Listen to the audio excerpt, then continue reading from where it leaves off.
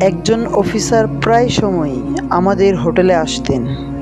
তিনি অত্যন্ত সফল প্রকৌশলী ছিলেন, তবে তিনি অপব্যয়ী ছিলেন। প্রায় সময় ডিনারে $1000 খরচ করতেন, যা নিছক বোকামি ছাড়া আর কিছুই নয়। তিনি সম্পদ নিয়ে বড়াই করতেন।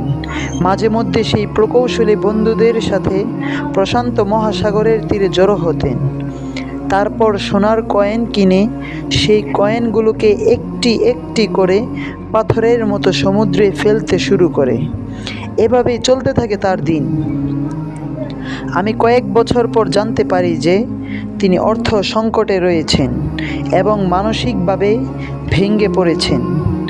এই গল্পের মূল উদ্দেশ্য হলো অর্থ সঠিকভাবে ব্যবহার করার ক্ষেত্রে আপনি কতটা স্মার্ট তা নির্ধারণ করা।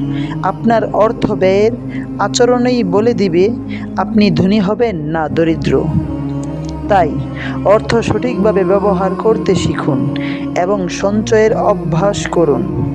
Thanks for watching.